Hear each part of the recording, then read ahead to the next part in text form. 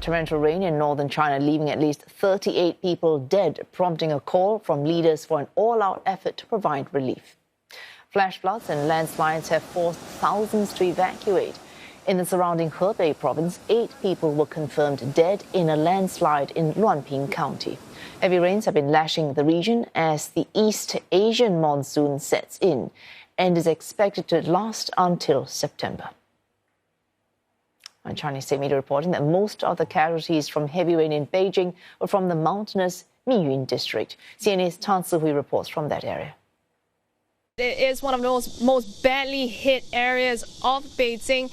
28 people dead. We took about a 1.5 hours drive to get here from the city center. And when we came over here, this entire area, many places were cordoned off, especially those areas that were most badly hit. And then finally we arrived here. Now the deluge of the rain had begun at around 8 p.m. last night. 10 p.m. to about 12 a.m. that was when there was the highest precipitation of rain. And what you see behind me, this is what is left of that devastation. At around 2 a.m., the owner of that car, he had driven into this pool of water. He said he didn't know there was a pool of water here, and he drove right into it.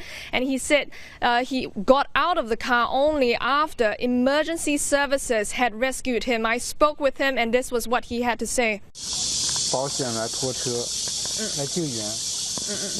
要等它水位下去之后才可以。那现在你感受是如何呢？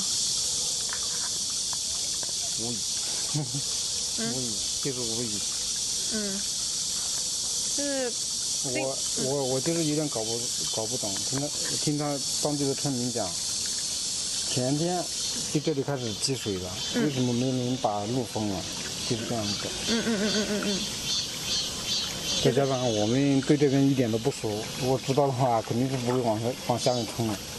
And when we arrived here, this is Sin An Zhuang. It is a village. When we arrived here, many of the villagers were leaving, and it wasn't because their houses were affected. A lot of them, their houses were still intact. It was because their power as well as their water supplies have been cut off, and this is so that there won't be further damage to their houses. I spoke to some of them.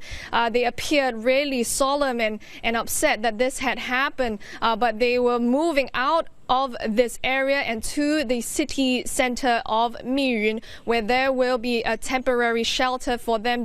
I asked them, how long do you think you'll be put up over there? And they're unsure of how long they will be there. Some of them were taking out supplies and hoping to ensuring that these supplies would last them for perhaps maybe a week. But again, just to remind you, this is the outskirts of Beijing. Now, the rest of Beijing is actually functioning normally. I actually went to the office at about 12 p.m. The trains were functioning normally. The rains had subsided. In fact, tourist areas such as the Temple of Heaven, Summer Palace had reopened at about 12 p.m. So it was business as usual in the other parts of Beijing.